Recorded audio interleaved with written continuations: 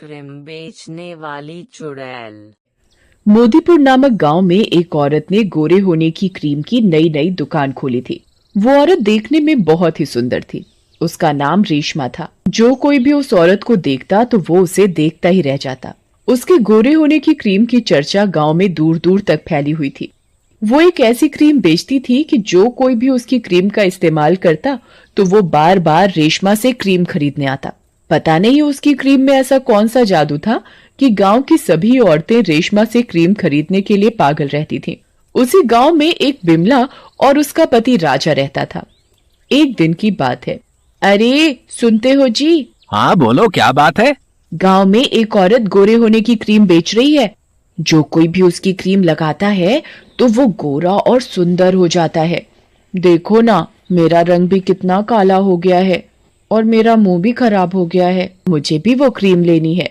अरे क्या करोगी क्रीम लेकर? तुम तो पहले से ही सुंदर हो। ज्यादा फालतू की चीजें लगाओगी तो तुम्हारा चेहरा और भी खराब हो जाएगा। पर मुझे और ज्यादा सुंदर और गोरा होना है। जिस किसी ने भी उस औरत की क्रीम इस्तेमाल की है वो और भी ज्यादा सुंदर और गोरा हो गया है। ठीक है, जैसा तुम्हारा मन करे। बिमला उसी औरत के पास क्रीम लेने जाती है।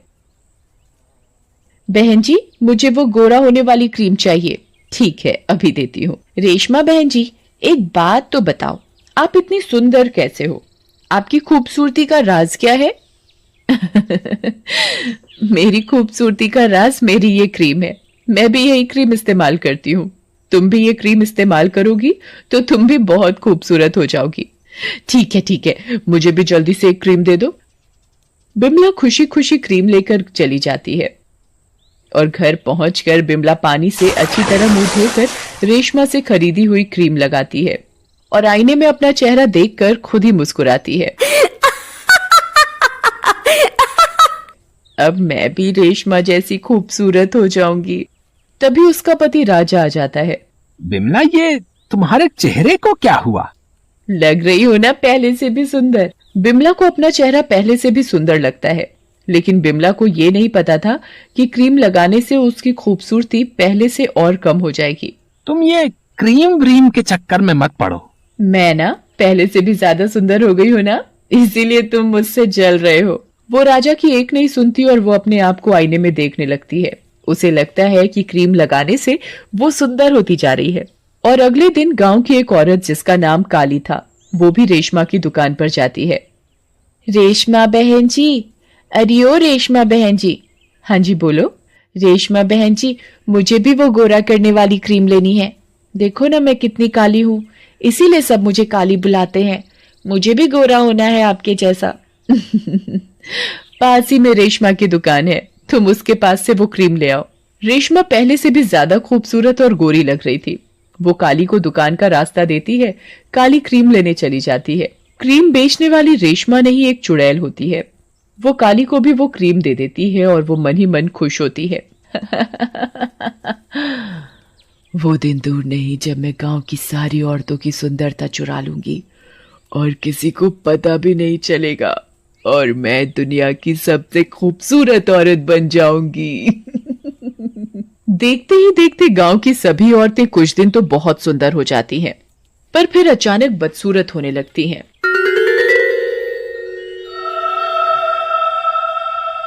काली अपना मुंह धोकर क्रीम लगाती है। क्रीम लगाते ही काली और काली हो जाती है, पर उसे लगता है वो बहुत सुंदर लग रही है और वो खुशी से गुनगुनाने लगती है। अरे काली, ये तेरे मुंह को क्या हुआ है? तू तो पहले ही इतनी काली थी, अब तो और बुरी लग रही है। और वो काली का चेहरा देखकर हंसने लगता है। मैं गोरी हो गई हूँ ना, इसीलिए तुम मुझसे चिढ़ रहे हो। काली का चेहरा सही में पहले से भी ज्यादा काला हो जाता है। इस क्रीम के चक्कर में तू पागल हो गई है काली। मेरी बात मान और इसे लगाना छोड़ दे। जमलू घर के किसी काम के लिए बाहर चला जाता है। दूसरी ओर पंडिताइन भी पंडित जी से क्रीम के बारे में बात कर रही होती हैं। पंडित जी, मुझे आपसे एक बात कहनी है। गांव की औरतें क्रीम लगाकर कितनी गोरी और सुंदर होती जा रही हैं। मुझे भी गोरा और सुंदर होना है। अरे भाग्यवान, अब तुझे क्या पड़ गई बुढ़ापे में सुंदर दिखने की? तू तो आज भी 25 की लगती है। जी छोड़ो ना, तुम भी ना मजाक करते हो। कसम से तुम्हें तो क्रीम की जरूरत ही नहीं है। देखो, तुम मुझे मत बहलाओ, मुझे क्रीम चाहिए तो चाहिए बस। अब ये पंडिताइन मानने वाली तो है नहीं। अच्छा ठीक है, तुम वो क्रीम ले आना। पंडिताइन को भी बुढ़ापे में सुंदर दिखने की क्या जरूरत पड़ गई। पंडिताइन रेशमा से क्रीम लेने पहुंच जाती है। अरे रेशमा, जरा मुझे भी तो गोरा होने की क्रीम देना। अभी देती हूँ, रेशमा मन ही मन कहती है। लगता है बुढ़ियों को भी सुंदर और जवान बनने का शौक लगा है। रेशमा पंडिताइन को क्रीम दे देती है। पंडिताइन क्रीम लेकर बड़ी खुश हो जाती है। अब तो मैं भी सुंदर बन जाऊंगी और मुझे कोई बुढ़िया भी नहीं बोलेगा। पंडिताइन जल्दी जल्दी अपने घर चली जाती है और जल्दी से अपना मुंह धोकर क्रीम लगाती है। क्रीम लगाने के बाद पंडिताइन अपना मुंह आईने में देखती है तो फूली नहीं समाती। अरे वाह, मैं तो कितनी सुंदर लग रही हूँ। दूसरी ओर जमलू कहीं जा रहा होता है तो उसे रास्ते में रेशमा की दुकान दिखाई देती है। रेशमा की दुकान पर क्रीम लेने वाली औरतों की काफी भीड़ थी। जमलू भी भीड़ देखकर रुक गया। वो रेशमा को देखता तो उसे देखता ही रह जाता है। उसे रेशमा पहले से भी ज्यादा खूबसूरत लग रही थी। वो मन ही मन सोचता है, गांव की औरतें दिन पर दिन बदसूरत होती जा रही हैं और रेशमा खूबसूरत, आखिर चक्कर क्या है। और वो अपने काम के लिए निकल जाता है। आगे चलकर जमलू को रास्ते में राजा मिलता है। और जमलू भाई कैसे हो? ठीक हूँ राजा भैया, पर पता नहीं ये तुम्हारी भाभी को क्या हो गया है। आजकल कोई क्रीम लगाने लगी है और बस सुंदर होने के चक्कर में पागल हो रही है। हाँ जमलू भाई, तुम ठीक कह रहे हो, तुम्हारी भाभी का भी यही हाल है। मैं अभी रेशमा की दुकान के सामने से आ रहा हूँ। वैसे रेशमा है बहुत सुंदर, कोई भी देखे तो देखता ही रह जाए। अच्छा, मैं उसी तरफ जा रहा हूँ, मैं भी देखूं कौन है ये रेशमा। हाँ जरूर देखना। चलो अब मैं घर चलता हूँ, रात हो गई है, तुम्हारी भाभी मेरा इंतजार कर रही होगी। जमलू अपने घर की ओर चल देता है और राजा दूसरी ओर। कुछ ही दूर चलने के बाद राजा को रेशमा की दुकान दिखती है। रेशमा के घर की खिड़की में बहुत रोशनी आ रही होती है। अरे इतनी रात में ये रेशमा अपने घर में क्या कर रही है? जरा मैं आज इस रेशमा से बात करके आऊं कि ये क्यों सारी औरतों को पागल बना रही है। राजा रेशमा के घर की खिड़की से अंदर देखने लगता है। अंदर का नजारा देखकर राजा बहुत बुरी तरह डर जाता है। वो देखता है कि रेशमा अपने रूप से चुड़ैल के रूप में बदल जाती है और एक बड़े से बर्तन में खून और मांस डालकर उसे चला रही होती है और जादू से उसकी क्रीम बना रही होती है।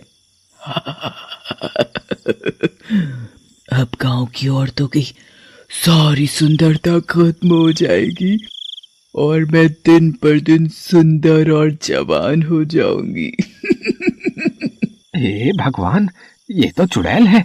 ये चुड़ैल गांव की सभी औरतों की सुंदरता चुरा रही है और खुद दिन पे दिन सुंदर होती जा रही है। राजा चुपचाप वहां से निकलकर अपने घर चला जाता है और घर पहुंचकर अपनी बीवी को जोर जोर से आवाज देता है। जैसे ही जमलू की पत्नी बिमला सामने आती है, राजू उसे देखकर बहुत डर जाता है और चिल्लाने लगता है। अजी पागल हो गए हो क्या? मैं क्या तुम्हें कोई चुड़ैल नजर आ रही हूँ? लग रही हूँ ना कटरीना कैफ। अब मैं तुम्हें कैसे समझाऊं? तुम सुंदर नहीं और ज्यादा बदसूरत हो गई हो। ये सब उस चुड़ैल रेशमा का करा धरा है। राजा बिमला को सारी बात बताता है। दूसरी ओर जमलू की पत्नी का भी यही हाल होता है, पर जमलू की पत्नी काली तो पूरी चुड़ैल लगने लगी थी। गांव के सभी आदमी रेशमा की क्रीम से परेशान होकर आपस में बात करते हैं। अरे भाई, ये रेशमा कोई खूबसूरत औरत नहीं है, बल्कि एक चुड़ैल है। मैंने अपनी आंखों से उसे रात में तांत्रिक पूजा करते देखा है। ए भगवान, चलो हम सब पंडित जी के पास चलते हैं, उनके पास जरूर कोई ना कोई उपाय होगा। क्या हुआ? अब तुम सब मेरे घर कैसे? और पंडिताइन, तुमने अपनी ये क्या हालत बना रखी है? राजा पंडित जी को रेशमा के बारे में सब बताता है। मुझे तुम उस चुड़ैल के पास ले चलो। जमलू, राजा और गांव के सभी आदमी पंडित जी को उस चुड़ैल के पास लेकर जाते हैं। कुछ ही देर में सब लोग रेशमा की क्रीम की दुकान पर पहुंच जाते हैं। रेशमा चुड़ैल के रूप में बदल जाती है। ए पंडित, अपनी जान प्यारी है तो तू चला जा यहाँ से। मैं नहीं छोड़ूंगी इन औरतों को। मुझे दुनिया की सबसे सुंदर औरत बनना है बस। तू ऐसे नहीं मानेगी। पंडित जी मंत्र पढ़कर दुकान में रखी सारी क्रीम में आग लगा देते हैं आग लगते ही चुड़ैल जलकर मर जाती है और गांव की औरतें ठीक हो जाती हैं।